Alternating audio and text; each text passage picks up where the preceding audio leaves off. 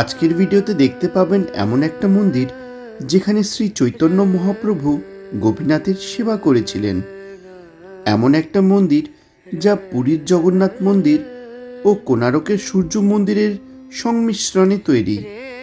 আর এমন একটা মন্দির যেখানে মহাদেবের শিবলিঙ্গের স্থাপনা মা সীতা করেছিলেন।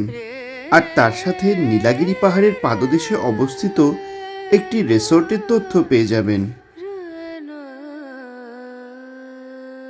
ট্রেন করে গেলে হাওড়া স্টেশন থেকে 22895 বন্দে ভারত এক্সপ্রেস, 12703 ফলকনুমা এক্সপ্রেস আর 12821 ধৌলি এক্সপ্রেস পেয়ে যাবেন। নামতে হবে বালাসুর স্টেশনে। আর সড়ক পথে কলকাতা থেকে বালাসুরের দূরত্ব হলো প্রায় 245 কিলোমিটার, আর পঞ্চলিঙ্গেশ্বরের দূরত্ব 275 কিলোমিটার। বাদিক দিয়ে কোথায় বলতো? বাদিক দিয়ে গেলে দীঘা, আর আমরা স্ট্রেট বালাসোরের দিকে যাচ্ছি এখন। এই রুটে টোটাল 5টা টোল প্লাজা পাবেন: Rajchandrapur toll plaza, Dhulagori toll plaza, Debra toll plaza, Rampura toll plaza আর Lakshmannath toll plaza. Toll tax details স্ক্রিনে দিয়ে দিলাম। আর ফাইনালি প্রায় 6.25 ঘন্টার জার্নির পরে আমাদের পঞ্চলিঙ্গেশ্বরের রিসোর্টে পৌঁছে গেলাম। কেআর রিসোর্টে পৌঁছে আগে চেক ইন ফর্মালিটিস কমপ্লিট করে নিলাম। कॉन्टैक्ट डिटेल्स स्क्रीन में दे दिलाम। एसी में कैटेगरी है बैक साइड व्यू लेंगे तो 1800 में आएगा, 2500 में आएगा एक, और हिल व्यू साइड लेंगे तो एक आएगा 2800 में, एक आएगा आपका 3500 में। আমরা hill view AC room book করলাম। चेक इन चेकआउट टाइम क्या है? चेक इन टाइम है 12:30, चेकआउट टाइम है 10 बजे तक, मतलब 10:30 से 10 के अंदर। রুম যথেষ্ট স্পেশিয়াস, আর রুমে ইলেকট্রিক কেটলি প্রোভাইডেড আছে। বেডের যা সাইজ, দুজন অ্যাডাল্ট আর একটা বাচ্চা কমফোর্টেবলি অ্যাডজাস্ট হয়ে যাবে। লাঞ্চের পরে রুমে কিছুক্ষণ রেস্ট নিয়ে আমরা মন্দির দর্শনের জন্য বেরিয়ে পড়লাম। এইদিকে নীলাগিরি জগন্নাথ মন্দির আর রাজবাড়ি।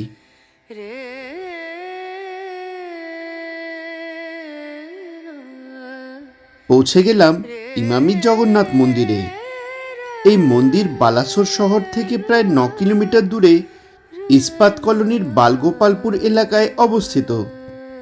এই মন্দিরের স্থাপত্য পুরীর জগন্নাথ মন্দির ও কোণারকের সূর্য মন্দিরের একটি সুন্দর সংমিশ্রণ, যা লাল পাথর ও জটিল নকশা দিয়ে তৈরি এবং দেখতে অনেকটা রথের মতো। মন্দিরের টাইমিং সকাল 6টা থেকে দুপুর 1টা আর বিকেল 4টে থেকে সন্ধে 8টা পর্যন্ত।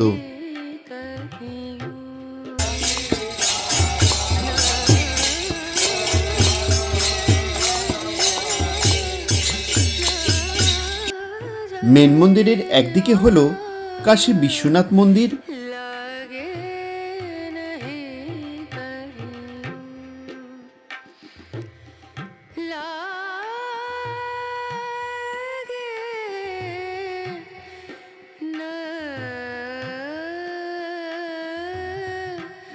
আর তার পেছনে মা বিমলা দেবীর মন্দির।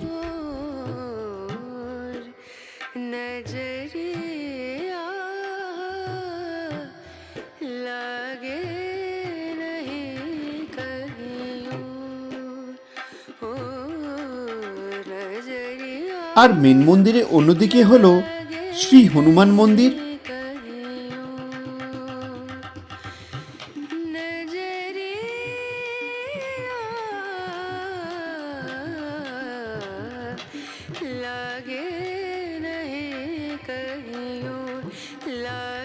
আর তার পেছনে মা গজলক্ষ্মী মন্দির।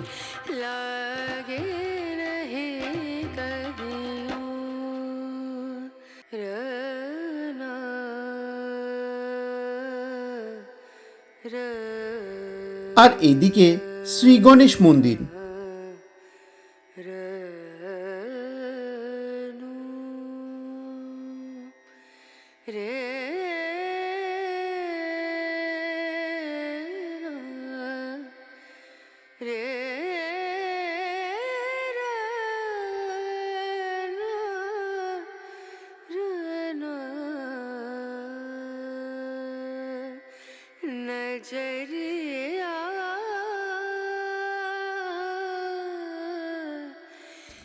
আমাদের পরবর্তী গন্তব্য ক্ষীরাচোরা গোপীনাথ মন্দির।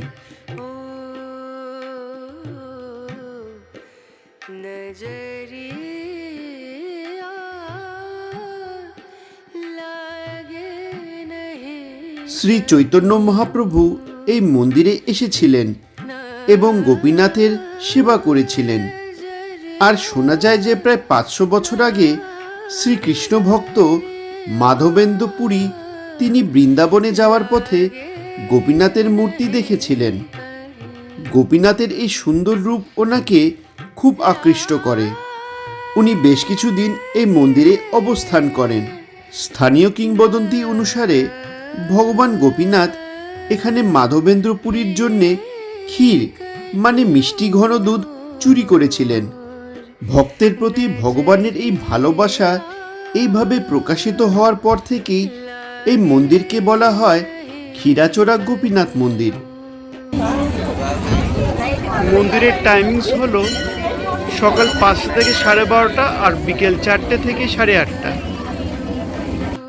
বালাসোরের এই সুন্দর দুটি মন্দিরের দর্শনের পরে আমরা পঞ্চলিঙ্গেশ্বরের রিসোর্টে ফিরে আসলাম।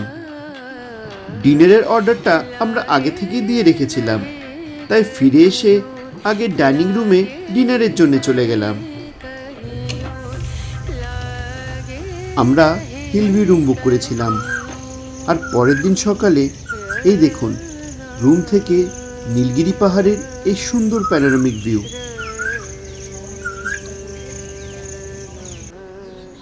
এই রিসোর্টে অনেক খোলামেলা জায়গা আছে। আমার তো মনে হয় বাচ্চারা এরকমই খোলামেলা রিসোর্ট পছন্দ করে। আর গাড়ি নিয়ে আসলে এখানে প্রচুর পার্কিং স্পেস আছে। স্নান করে পঞ্চলিঙ্গেশ্বর মন্দিরের দর্শনের জন্য বেরিয়ে পড়লাম। মন্দিরের এন্ট্রি ফিস হলো 5 টাকা করে। মন্দিরে পৌঁছানোর জন্য প্রায় 315টা সিঁড়ি উঠতে হবে। হাঁটু ব্যথা, কোমর ব্যথা বা হার্টের ইস্যু থাকলে না ওঠাই ভালো, কিন্তু যারা ইয়াং তাদের কিন্তু কোনো অসুবিধা হওয়ার কথা না। আর এই পুরো রাস্তাতেই বসার জন্যে মাঝে মাঝে কিছু জায়গা করা আছে।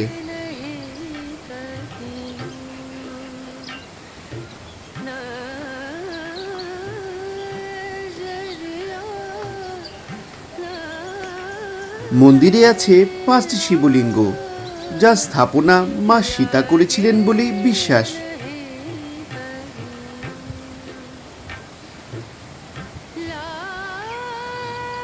শিবলিঙ্গের ওপর দিয়ে বয়ে যাচ্ছে একটি প্রাকৃতিক ঝর্ণা।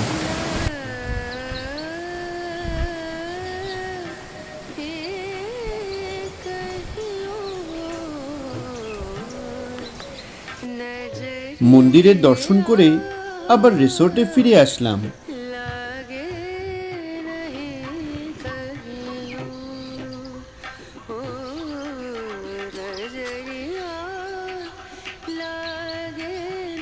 ভিডিওটা ভালো লাগলে লাইক করবেন, আর নতুন ভিউয়ার হলে ফার্দার ভিডিও নোটিফিকেশনের জন্য বেল আইকন প্রেস করতে ভুলবেন না।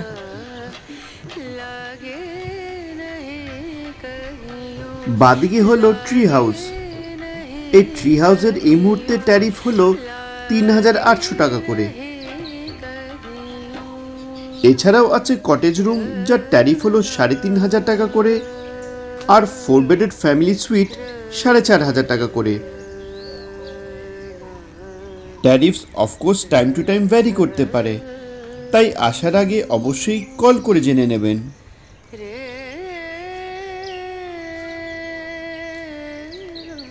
ব্রেকফাস্ট করে রিসোর্ট থেকে চেক আউট করে আমরা পরবর্তী গন্তব্যের উদ্দেশ্যে বেরিয়ে পড়লাম।